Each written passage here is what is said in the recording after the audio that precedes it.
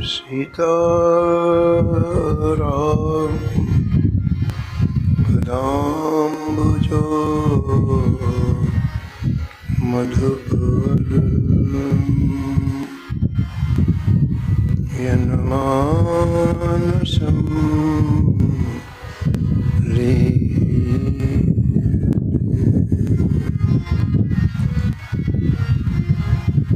सीताराम गुणावली निषेधव यज्जीवया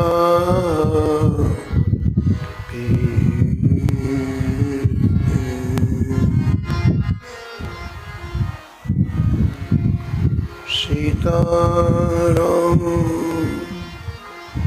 चित्ररूपमनसं यश्चक्षुषो भूषणम् सीताराम सुनाम धाम निरतम तम सद्गुरुं संभजे।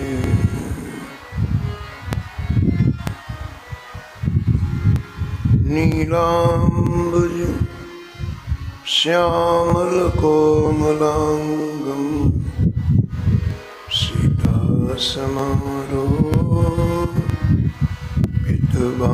सीतासमारोपितवामभागं पाणो महासायकुचार्जापं नमामि रामं रघुवंशं।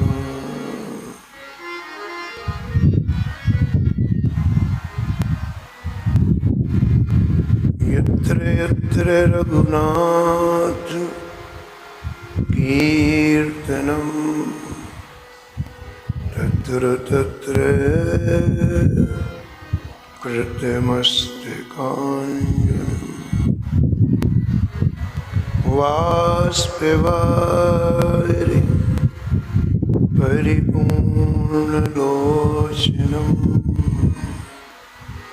मारुतिं नमत राक्षसान्तकम्।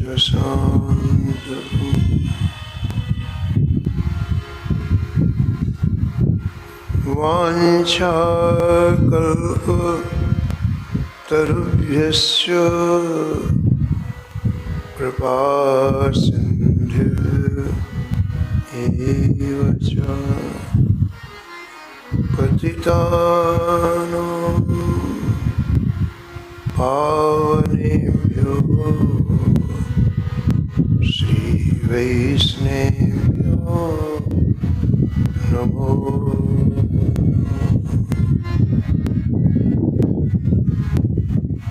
भक्त भक्ति भगवंत गुरु चतुर नाम हुए, इनके पद वंदन किए नासत विघ्न।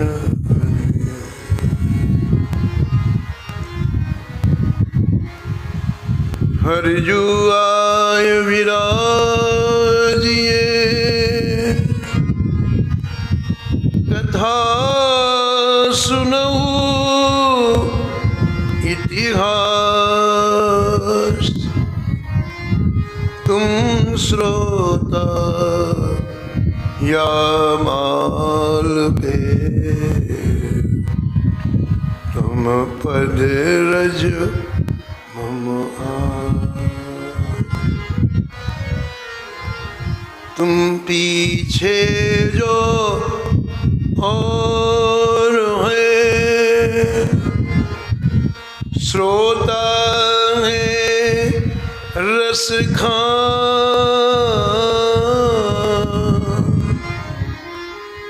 जिनके सकल मनोरथ पूर्वहु श्री भगवान।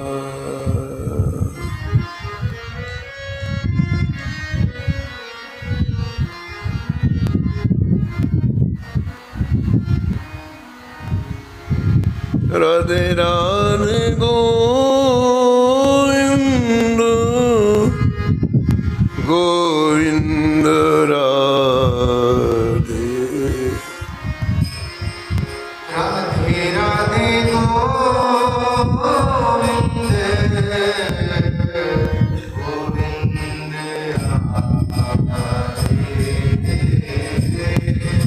राधे राधे गोविंद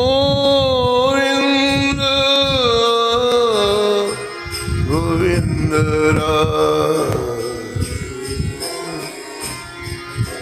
राधे राधे गोविंद गोविंद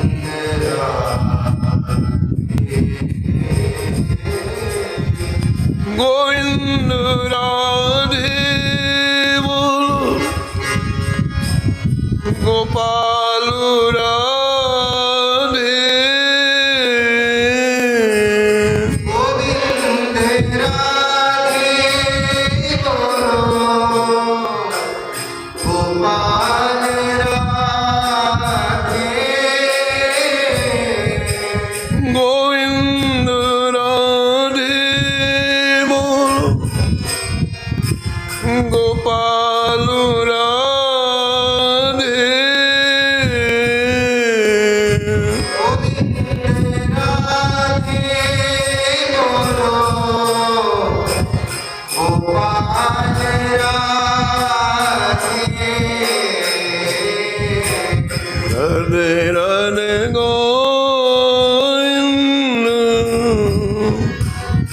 गोविंद राधे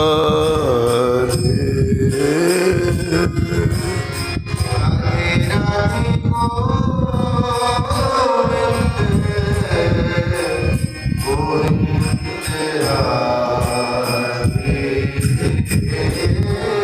हे राधे राधे गोविंद गोविंद राधे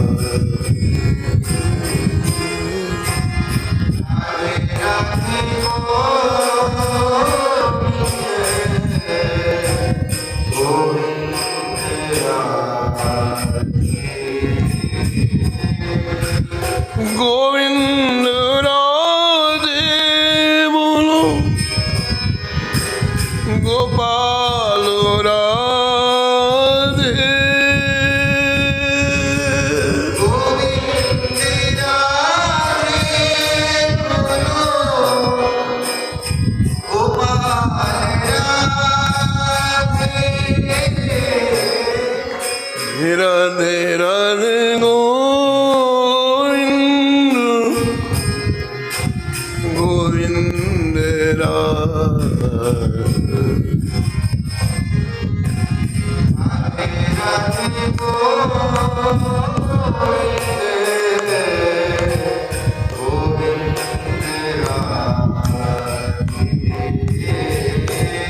हे राधे राधे गोविंद गोविंद राधे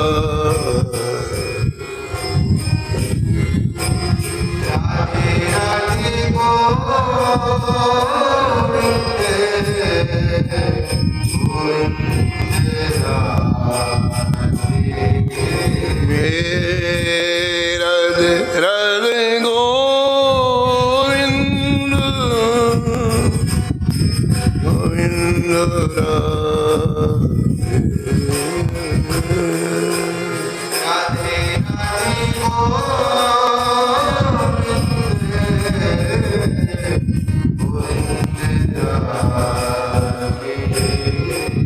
श्री जानकी वल्लभ लाल की, श्री मंगल मूर्ति हनुमान जी महाराज की, सुपरिकर श्री भक्तमाल जी की, सब संत भगवान की, श्री स्वामी अग्रदास जी महाराज की, श्री नवाजी महाराज की, श्री प्रियदासी महाराज की, श्री वृंदावन धाम की, श्री बांके बिहारी लाल की, श्री राधा वल्लभ लाल की, श्री गिरिराज जी महाराज की, श्री यमुने महारानी की, श्री महाराज जी की, श्री रामनाम महाराज की। जय जय श्री राम।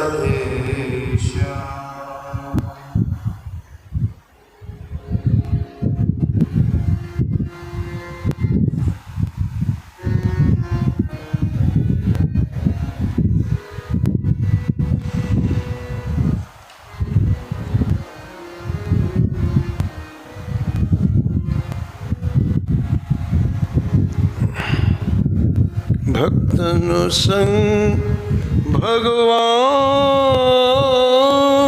नित, भक्तन संग भगवान नित, गौवत्स गोहन फिरे,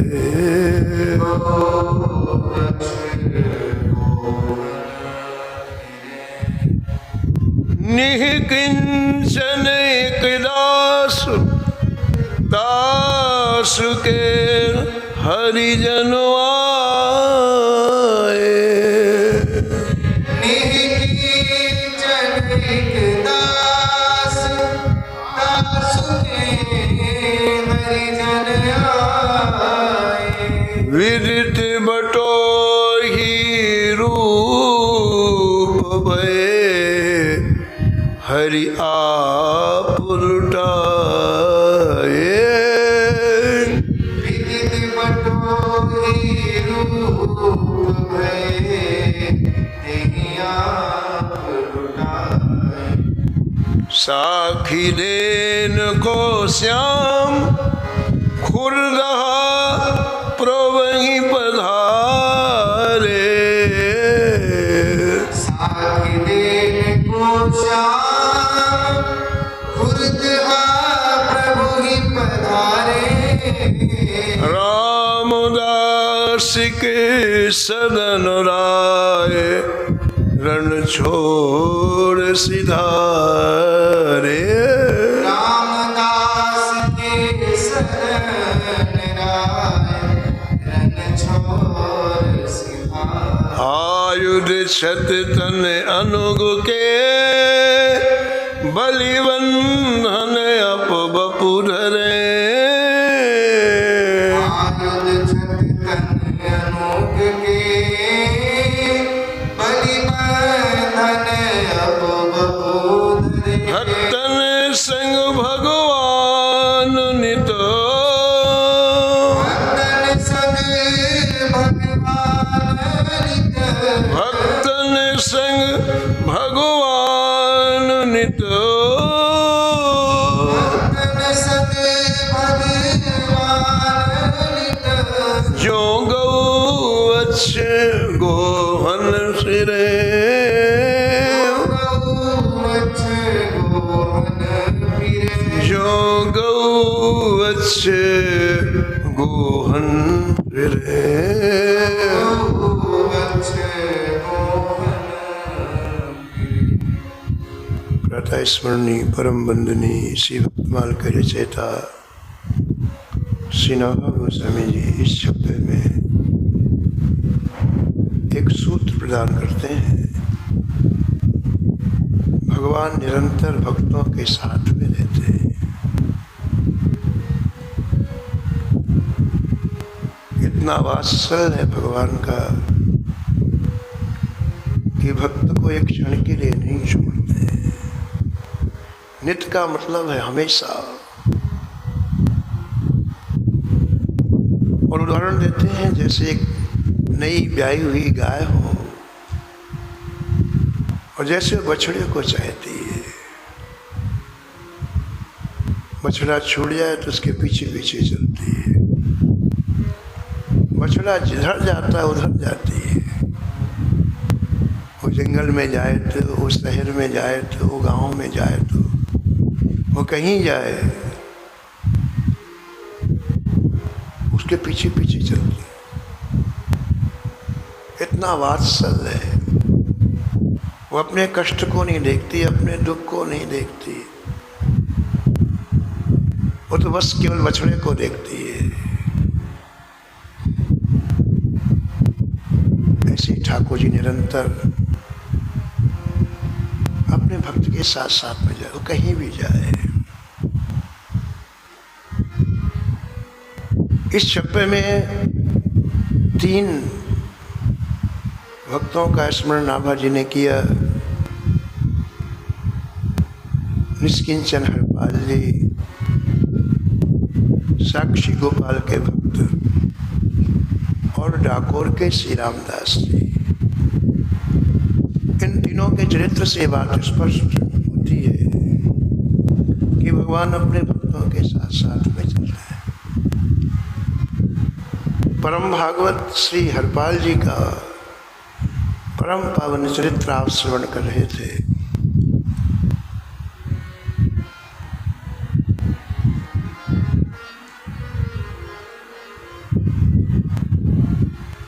इसमें आपने श्रवण किया कि भक्तमाल में काम के द्वारा भगवत प्राप्ति होती है, क्रोध के द्वारा भगवत प्राप्ति होती है और लोभ के द्वारा भगवत प्राप्ति होती है। यद्यपि श्रीमद् गीता में लिखा हुआ है कि काम क्रोध लोभ नरक के द्वार है। काम क्रोध मद लोभ सब नाथ नरक के पंथ।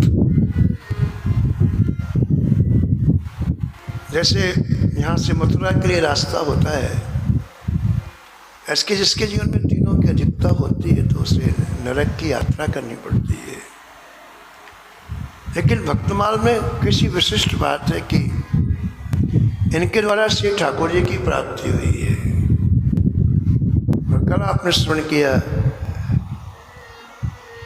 कि तीनों के द्वारा 3 भक्तों को कैसे ठाकुर जी का साक्षात्कार हुआ।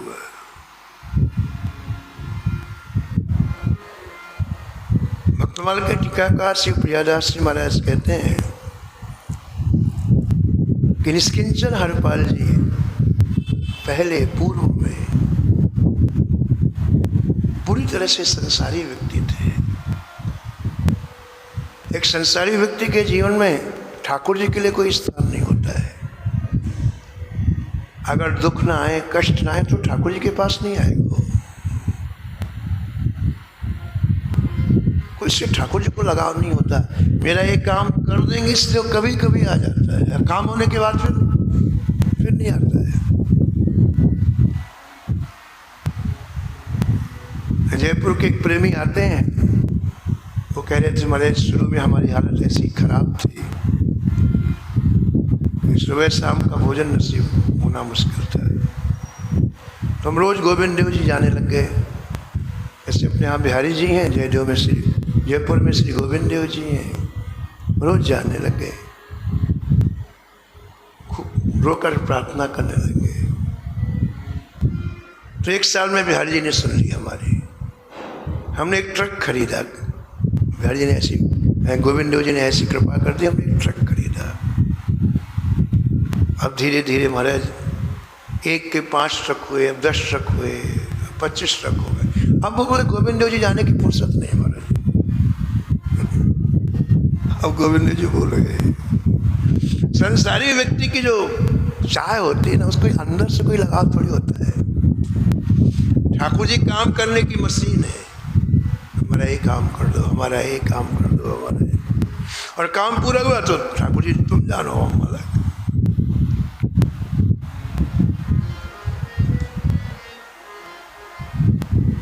तो निष्किंचन हरपाल जी पहले अत्यंत संसारी व्यक्ति थे,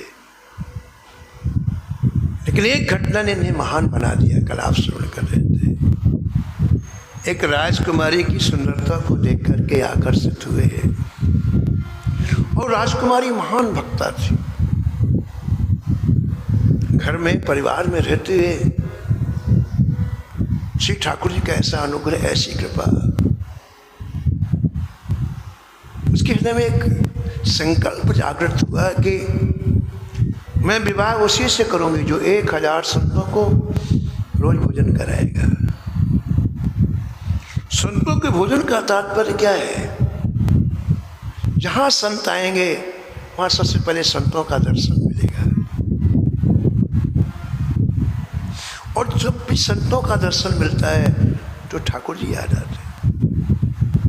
संसारी व्यक्ति आपको मिलेगा तो संसार याद आता है, उसके शरीर से अणुपरमाणु निकलते हैं संसार के। तो आप घर की बात करेंगे, बेटे की बात करेंगे, मकान की बात करेंगे, दुकान की बात करेंगे, आप नहीं कर सकते उस भगवान की बात, क्योंकि उसके अणुपरमाणु ऐसे निकल रहे हैं। लेकिन यदि संत सामने आ जाए तो आप ठाकुर की बात करेंगे। तुलसी साधु दरसते साहिब आवत याद। संत खड़ा होगा तो आपको कुछ न कुछ स्फुरना होगी कि ठाकुर जी की चर्चा करें, ठाकुर जी के बारे में कुछ। यार देखो तो सही, ये संत कितना अच्छा भजन करते हैं और मेरा कैसा समय निकल गया। संतों की दिनचर्या देख के अपनों को भी ऐसे जीवन जीने की इच्छा होती है।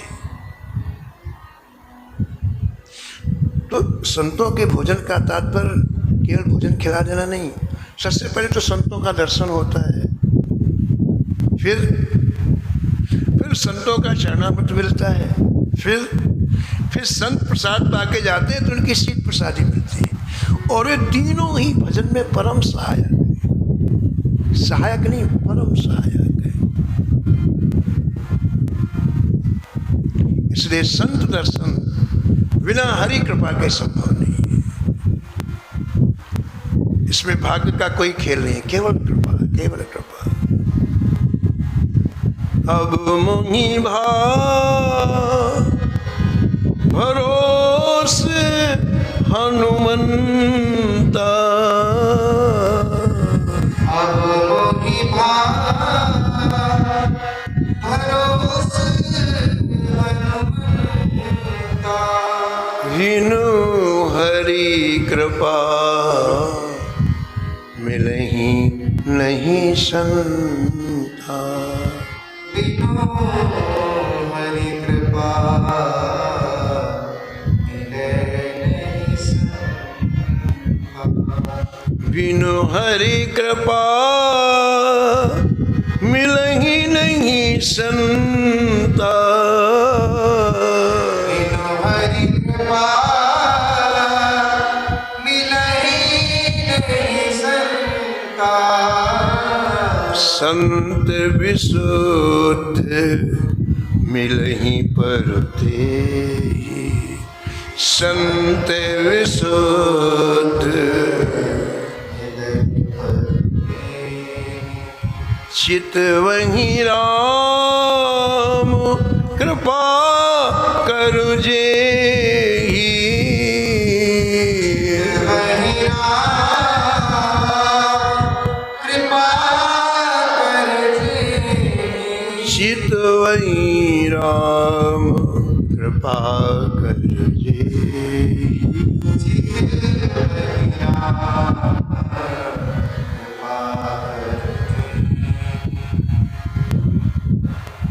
एक राजकुमारी की सुंदरता से आकृष्ट हुए हरिपाल जी, दोनों परम भागवत थे।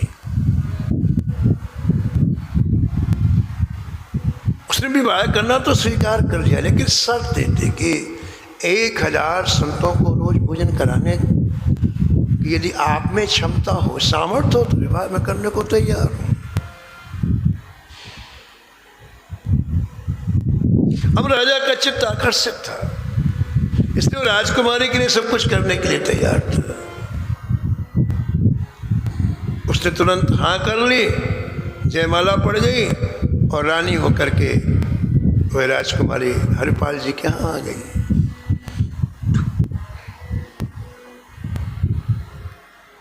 अब बड़ी विचित्र बात सुनो आप। सत संकल्प जब हम करते हैं कोई भी अच्छा कार्य करने का संकल्प जब भी हम करते हैं, उसी समय सारी सृष्टि में हलचल मच जाती है। ये व्यक्ति अब माया की क्राइटेरिया से बाहर निकल गया। अब इसलिए ठाकुर जी की क्राइटेरिया का हो गया, ठाकुर जी के क्षेत्र का हो गया। अभी आपने सत्कर्म प्रारंभ नहीं किया, केवल मन में आपने निश्चय किया कि मुझे ये करना है, और सारे ब्रह्मांड में कार्रवाई चालू हो जाती है। पूज्य महाराज जी सुनाते थे, श्रीमद राधा जी महाराज के 2 मित्र थे, उसमें दोनों निश्चय किया कि चलो वृंदावन धाम चलेंगे। तो एक मित्र को कोई काम आ गया, तो बोले भैया हम तो ना जा पाएंगे। बोले तुम जाओ, चलिए हम तो जाएंगे।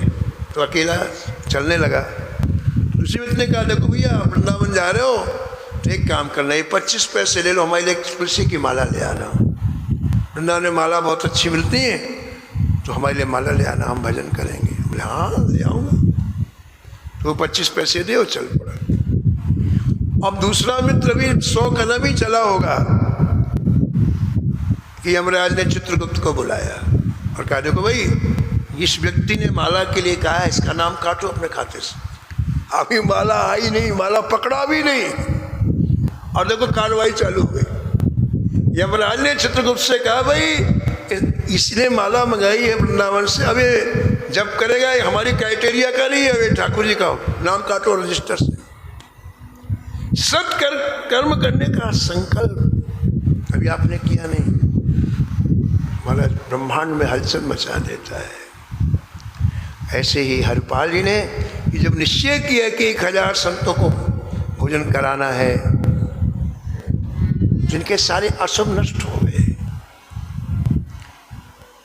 हमारे अशुभ ही हमें ठाकुर जी की तरफ नहीं जाने देते हैं। हमारे पूर्वजन्म के पाप कर्म ठाकुर जी में रुचि नहीं होने देते हैं। जैसे बुखार आ जाए ना तो भोजन अच्छा नहीं लगता। भोजन थोड़ी कड़वा है, भोजन थोड़ी बुरा है। बुखार से हमारी जीभ बिगड़ गई, बुखार ने हमारा स्वाद खत्म कर दिया, तो भोजन की रुचि चली गई, भोजन अच्छा नहीं लगता, खराब लगता है। ऐसे पाप कर्म भगवान में रुचि समाप्त कर देते हैं। लाखों जन्म हुए, करोड़ों जन्म हुए, उनके पाप कर्म अभी बड़े फल भोगने के लिए तैयार हैं, और समय समय पर वो आते हैं और हमको कष्ट दे करके चले जाते हैं। तो शुभ संकल्प करते ही महाराज ये पाप कर्म नष्ट हुए। कितने जन्म के? करोड़ों जन्म। बिवसहु जासु नाम नर कहीं,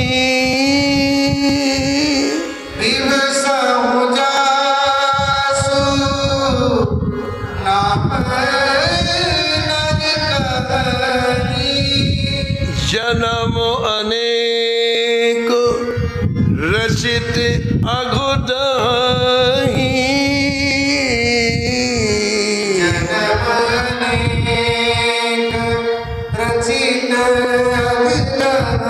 जन्म अनेक रचित अघुदही।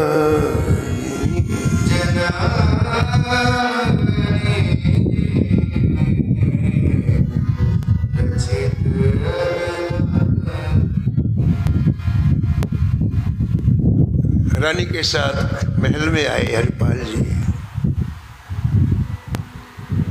और रात्रि में चिंतन कर रहे हैं कि 1000 संत आएंगे कहाँ से।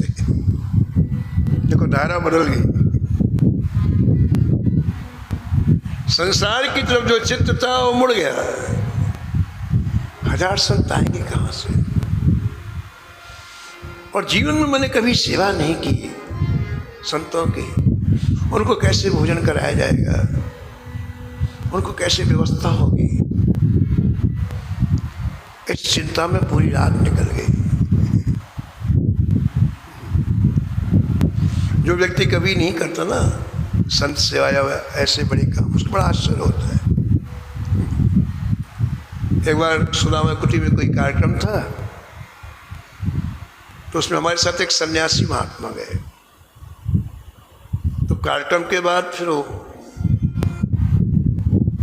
महंत जी ने कहा हमारे प्रसाद पा के जाओ। तुम लोग बैठे प्रसाद पाने, तो बगल में सन्यासी महात्मा कान में बोले, बड़े बड़े इतने लोग भोजन करते हैं, गैस सिलेंडर कहाँ से आते होंगे? उनको इस बात की चिंता,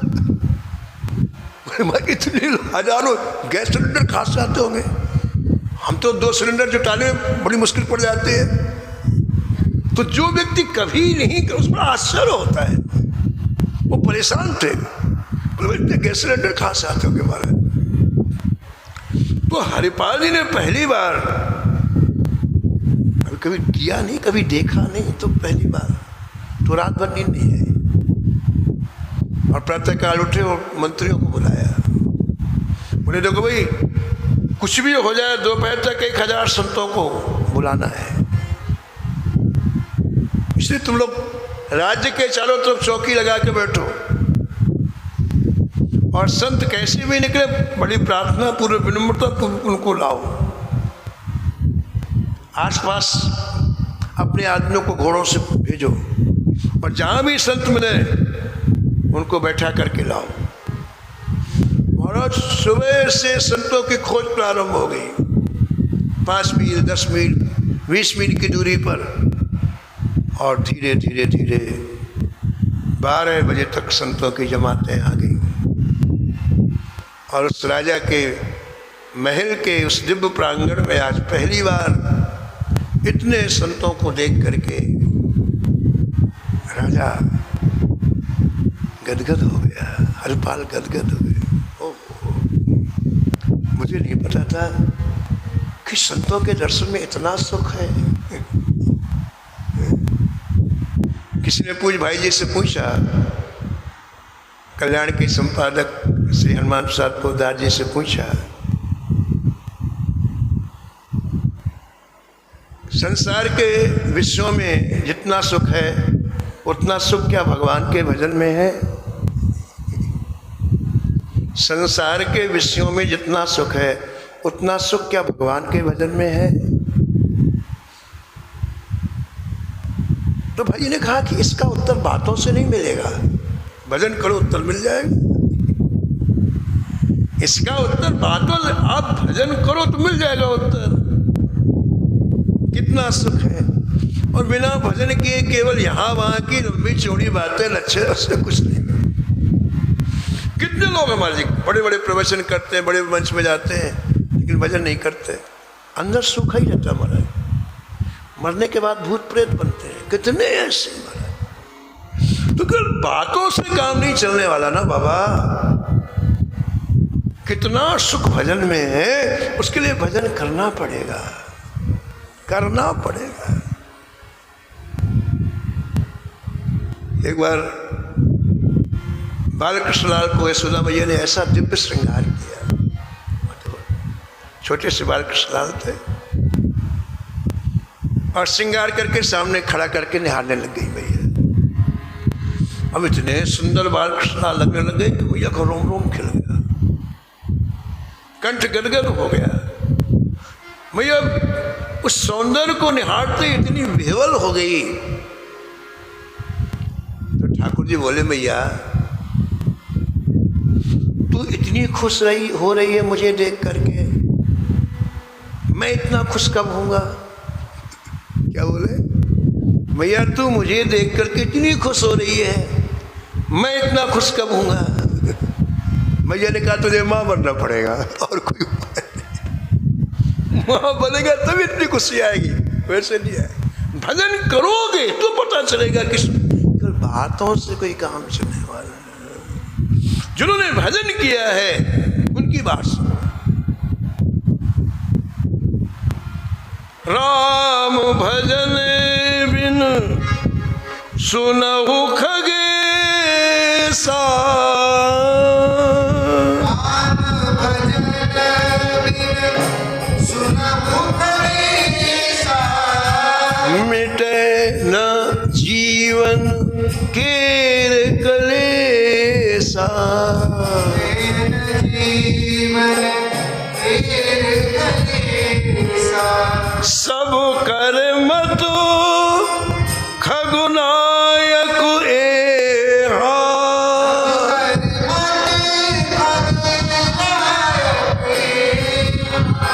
करिय राम पद पंकज नेहा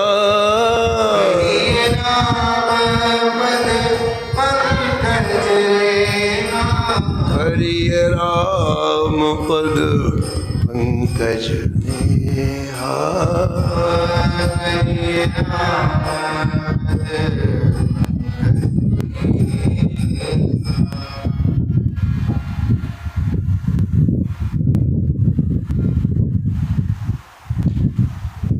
तो बड़ा सुख मिला।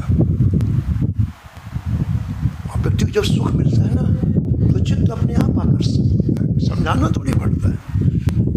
भजन में जिस दिन मन को सुख मिल जाएगा तो आप चाहो तो भजन से मन कहीं नहीं जाएगा।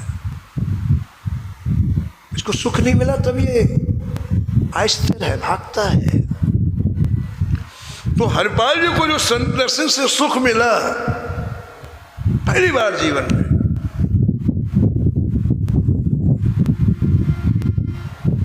तो सारे काम अपने आप भूल गए।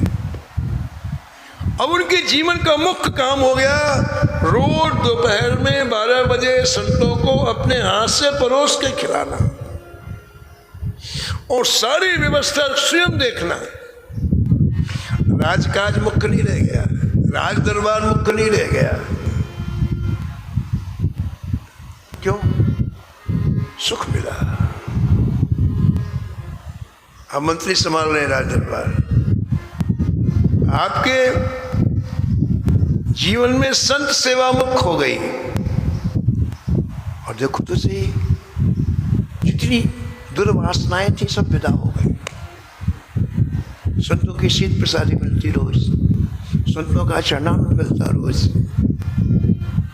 और सारा वातावरण ही अलौकिक हो गया। संत जहां जाते हैं वहां नाम रूप लीला और धाम का ऐसा दिव्य प्रकाश होता है महाराज, वो धाम बन जाता है। एक धाम तो जहां ठाकुर जी ने लीला की है, और एक धाम जहां संत निवास करते हो, धाम बन जाता है।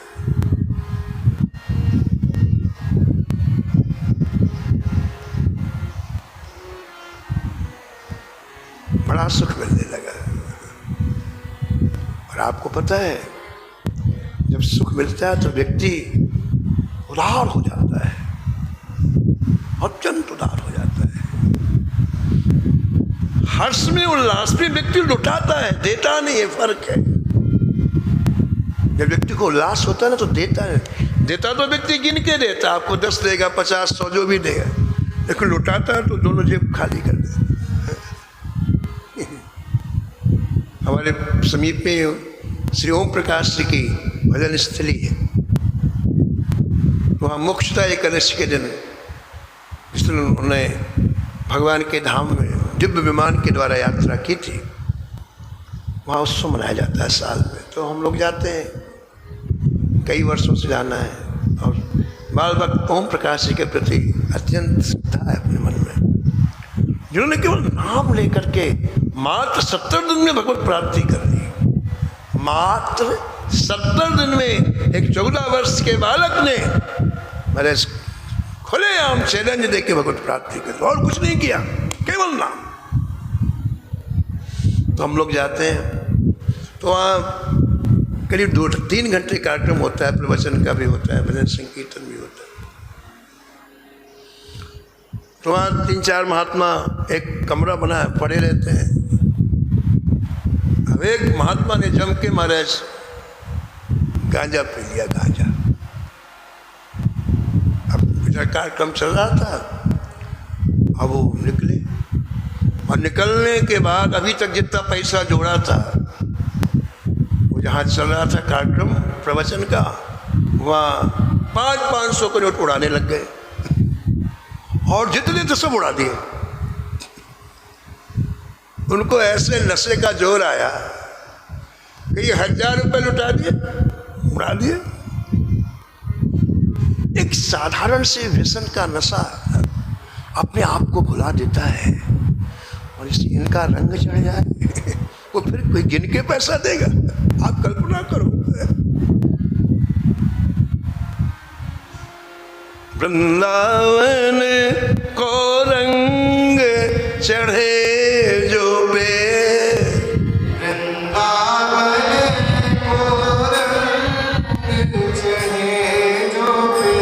वृंदावन को रंग चढ़े जो बे,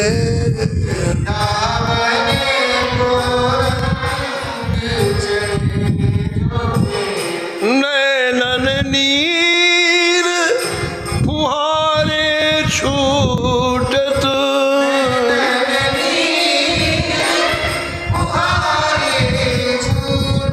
नैनन नीर फुहारे छूटत,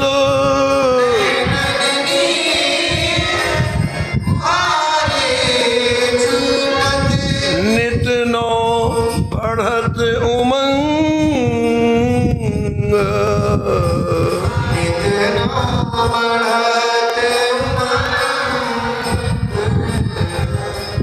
वृंदावन को चढ़े जो पे,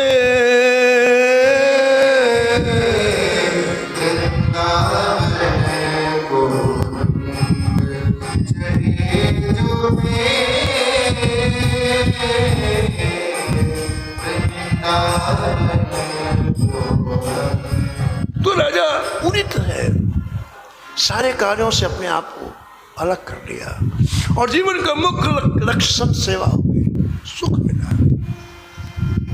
देखो प्रेमियों, बिना किए कुछ नहीं मिलेगा, करना पड़ेगा। हिमालय की ठंड चाहिए तो हिमालय की तरफ चलना पड़ेगा। आप घर बैठे चाहें कि हिमालय की ठंड मिल जाए, नहीं मिलेगी। और जैसे जैसे हिमालय के समीप पहुंचोगे ना, वैसे ठंडी ठंडी हवा आपको स्पर्श करने लगेगी। अब जैसे जैसे भजन करेंगे वैसे वैसे सुख का स्पर्श जीवन में होने लगेगा। तो जो संत सेवा का सुख मिला, उसने अपने आप हृदय से अनावश्यक चीजों को हटा दिया। हमारे हृदय में दोनों चीजें हैं, आवश्यक और अनावश्यक। हमारे चिंतन में दोनों चीजें हैं, नेगेटिव और पॉजिटिव। अनिष्टकारी चिंतन भी है और हितकारी भी चिंतन है। लेकिन जो विवेकवान होते हैं वो कभी अनिष्ट का चिंतन नहीं करते हैं। ऐसे जब आप कोई सत्कर्म करते हैं तो अंदर के जितने कुभाव है अपने आप समाप्त हो जाते हैं, चले जाते हैं। अंधेरे का अस्तित्व तभी तक रहता है जब तक प्रकाश नहीं आता है, और प्रकाश की एक किरण आई कि अंधेरा गया। उसको कोई डंडा थोड़ी मारना पड़ता है। कोई कोठरी एक 100 वर्ष से बन रहे और 100 वर्ष का अंधेरा है, लेकिन आपने खिड़की खोली, सूर्य का प्रकाश आया, एक क्षण में अंधेरा गायब। ऐसे जितने कुभाव हैं वो तभी तक रहते हैं जब तक कोई सद्भाव जीवन में नहीं आता है। सद्भाव की किरण आई और कुभाव गया। तो राजा का पूरा चित्त सेवा में लग गया, संत सेवा में। और आपको पता है संसार तो अपने ढंग से न बदला है न बदलेगा। चाहे राम जी आए चाहे कृष्ण जी आए, संसार वही का वही रहा। संसार का स्वरूप क्या है बताओ? संसार का स्वरूप यही है, ये किसी का उत्कर्ष नहीं देख सकता है। संसार का स्वरूप ये है निरंतर धोखा देने का स्वभाव।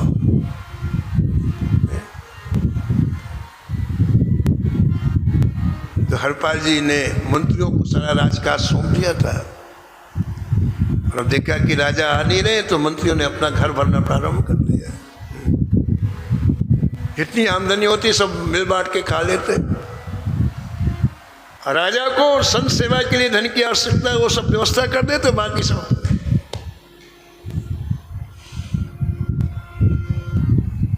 एक वर्ष के बाद मंत्रियों ने कहा, महाराज कोष खाली हो गया, खजाना खाली हो गया। अच्छा, कोई बात नहीं।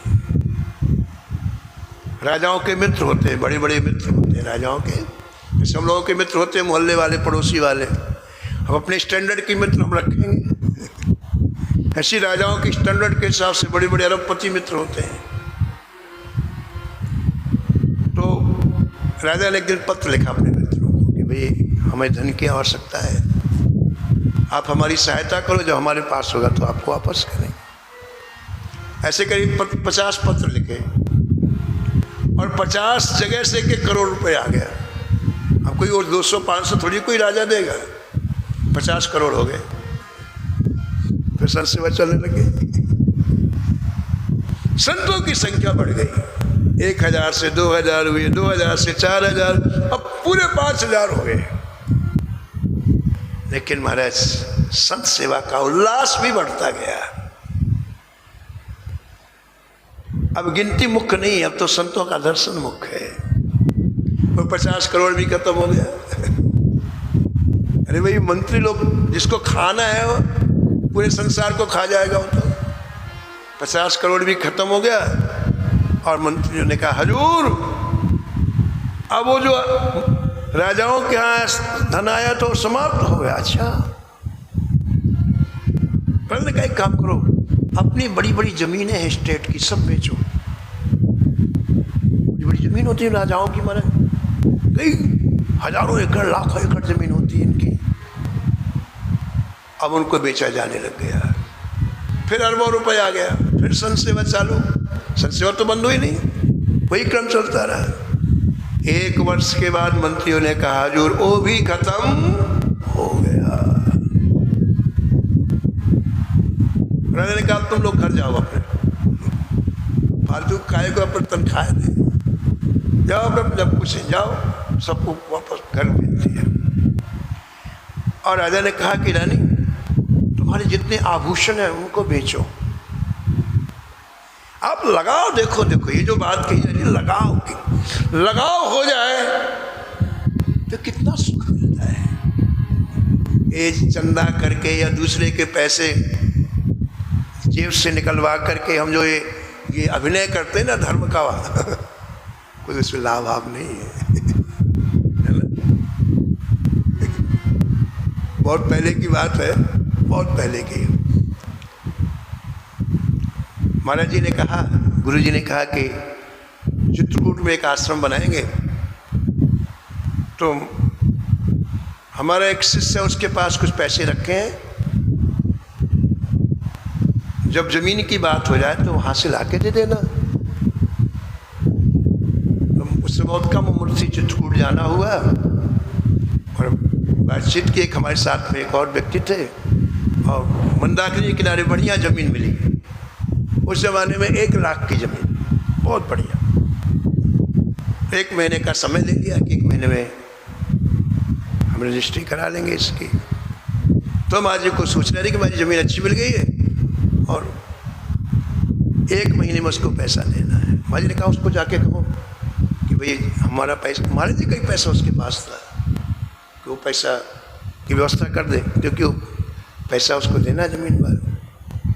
तो हम उसके पास गए, बड़े स्वागत से बैठाया, उसको बताया कि ऐसा ऐसा महाराज जी की इच्छा है, आपके पास जो महाराज जी का पैसा हो आप व्यवस्था करें कि देना उसको। तो आश्चर्य से बोला, वो बड़े आश्चर्य, वो बोला अरे अभी आप बहुत छोटी उम्र है आपकी, कभी भी धर्म का काम अपने पैसे से नहीं किया जाता है, कैसे हो आप? उसके लिए चंदा करो, दूसरों के पैसे निकलवाओ। उसके यही शब्द थे, मुझे याद है, कभी भी धार्मिक काम अपने पैसों से नहीं किया जाता। आप बड़े बिल्कुल नादान है आप। मैंने उसका चेहरा देखा 3-4 बार। मैंने कहा भाई साहब राम राम। बोले बैठे बैठे, मैंने कहा मेरी बुद्धि खराब हो जाएगी। मैंने 2-4 मिनट और बैठा ना तुम्हारे पास, तो मेरी जो सत्कर्म की इच्छाएं समाप्त हो जाए। ये हालत है लोगों की महाराज। और वो सोचे कि विमान आएगा हम भगवान के धाम में जाएंगे। मुश्किल है, मुश्किल है। जहाँ लगाव होता है व्यक्ति अपने आप को सौंप देता, क्या पैसा है, क्या रुपया है, क्या जमीन जायदाद है। देखो पत्नी से कहा, पत्नी रानी तुम्हारे पास जितने आभूषण है बेचो। आभूषण बेच दिए गए। अब रानी के आभूषण अरबों रुपए के, संत सेवा प्रारंभ।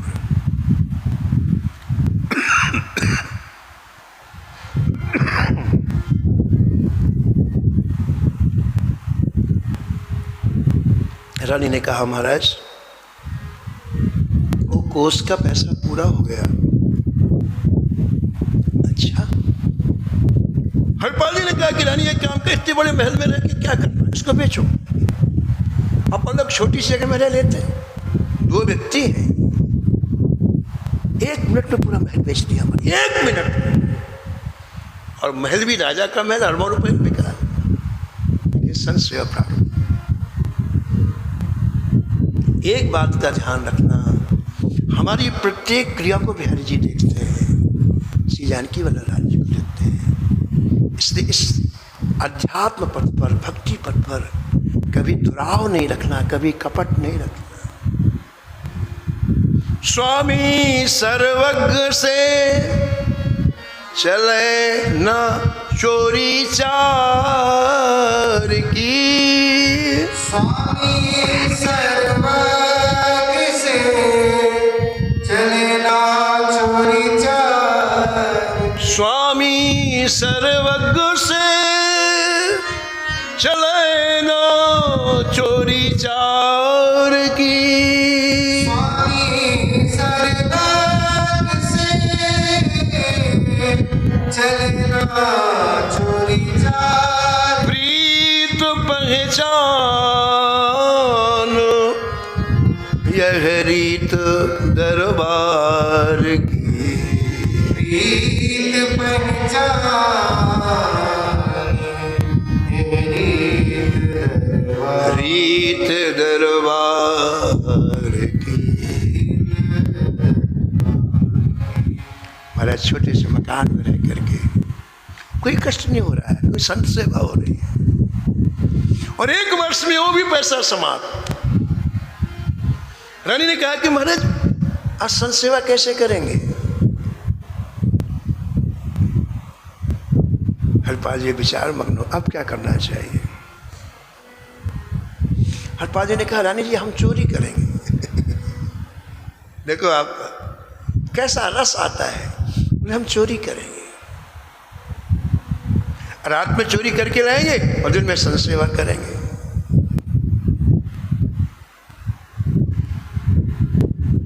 अब हरपाल जी ने चोरी करने का प्लान बनाया। चोर लोग पहले पता लगा लेते हैं कहाँ चोरी करना है दिन में, तो वहां सीधे जाते हैं। ग्रंथ में लिखा है कि हरपाल जी कैसी चोरी करते हैं, दिन में पता लगा लेते कि ये वैष्णव है कि अवैष्णव है। क्योंकि वैष्णव तो अपना धन थोड़ी बहुत ठाकुर जी में लगाता है, संतों में, लेकिन अवैष्णव इतना खतरनाक होता है, सांप बन जाएगा अगले दिन, लेकिन 1 नया पैसा खर्च नहीं करेगा हमारा, बहुत खतरनाक हो।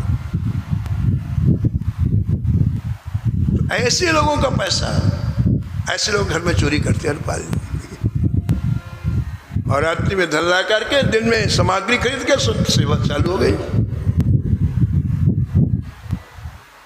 देखो अब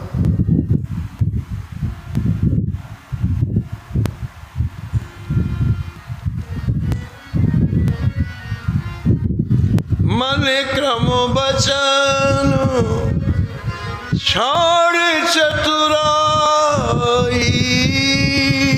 मन क्रम बचन छोड़ चतुराई।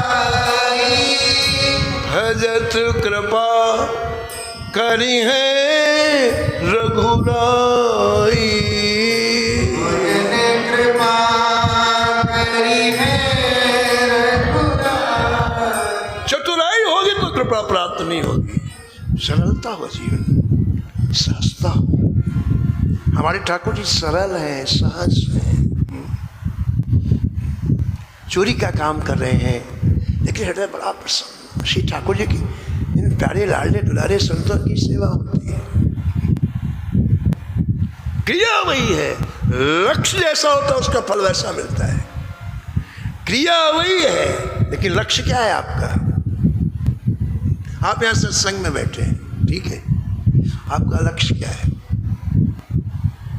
क्रिया बड़ी अच्छी है, प्रातःकाल आप आते हैं, आरती का दर्शन करते हैं सब, लेकिन आपके अंदर लक्ष्य क्या है, इसका विशेष महत्व है।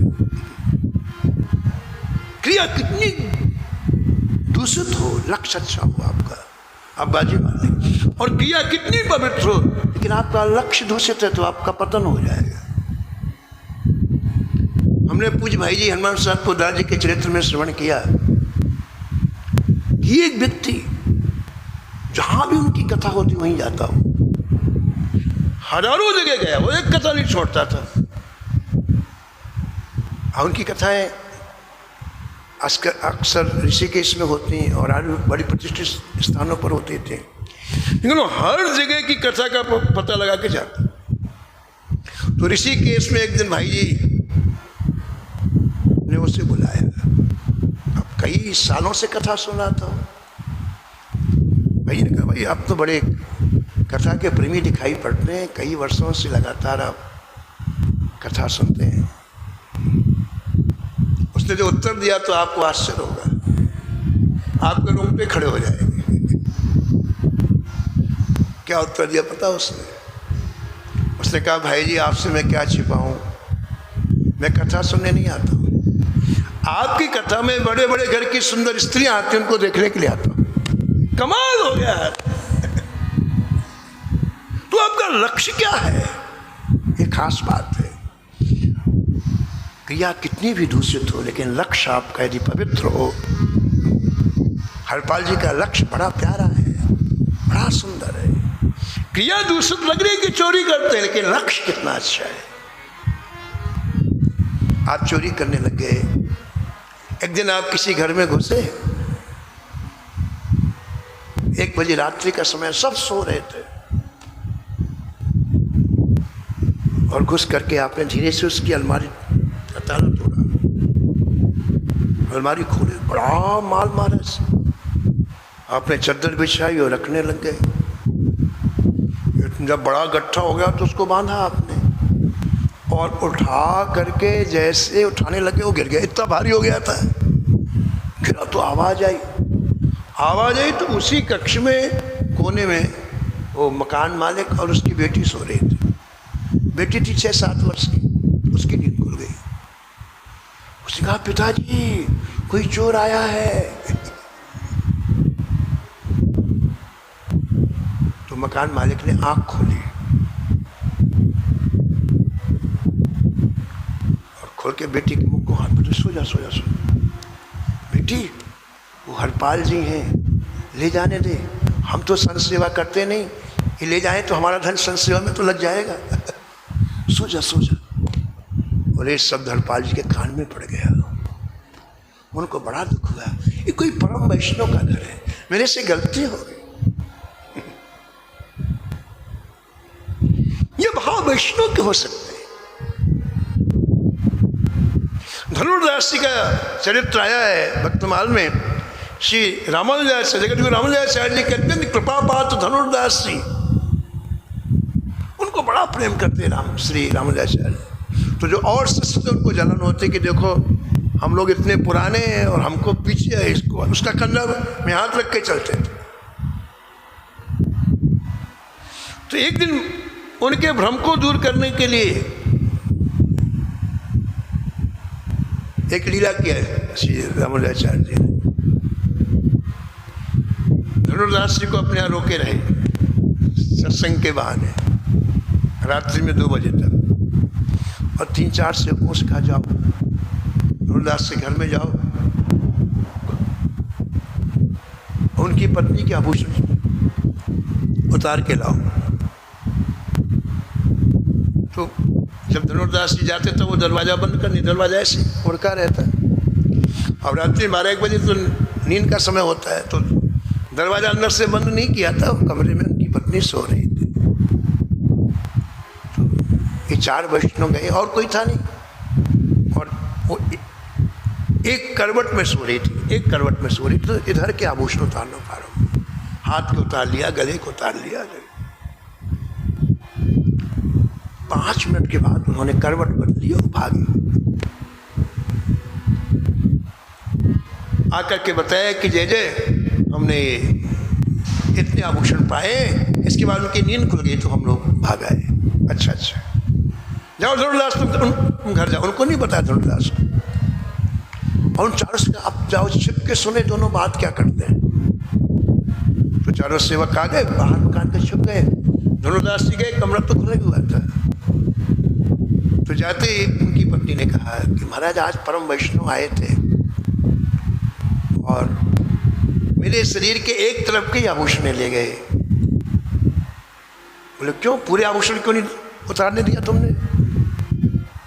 बोले मैंने समझा कि इस करवट के आभूषण तो तभी उतरेंगे जब मैं करवट लूंगी, और मैंने जैसे करवट लिया वैसे मैंने करवट इसलिए लिया कि इस तरफ के भी आभूषण उतार लें।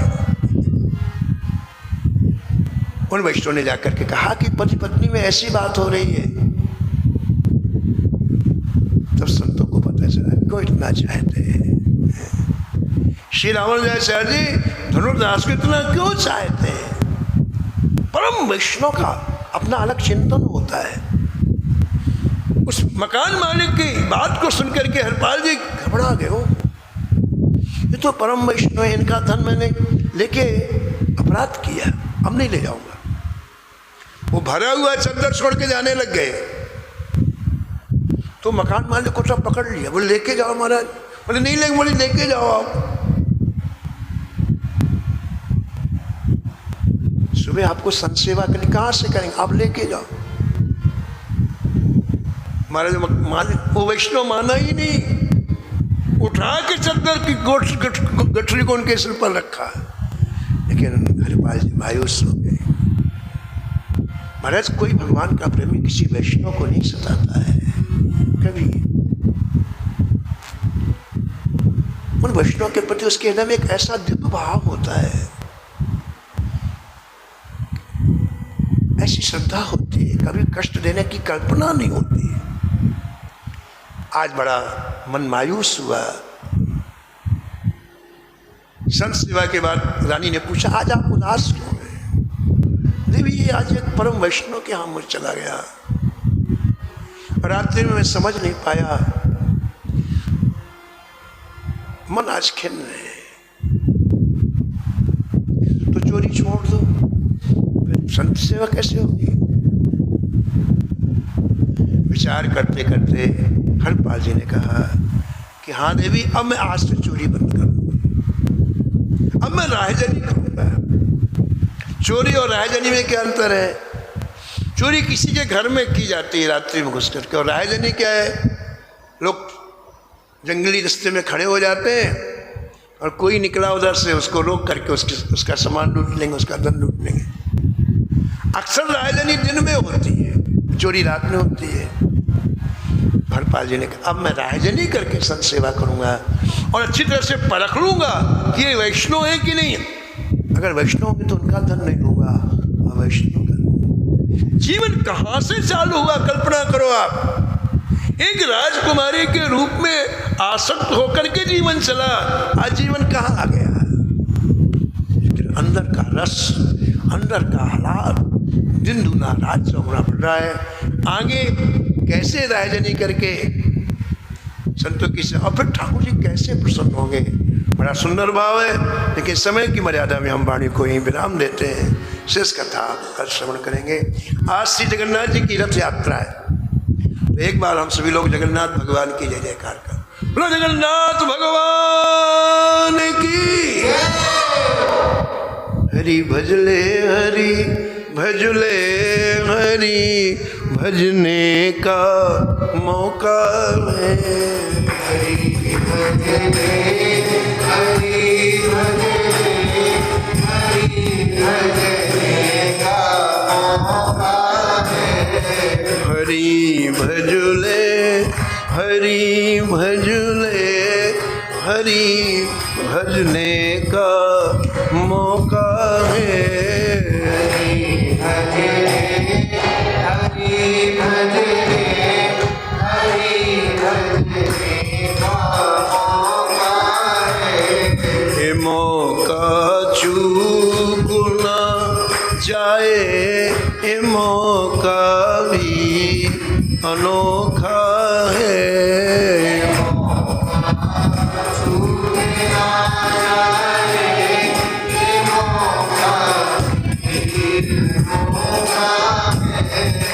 हरि भजले हरि भजले हरि भजने का मौका है।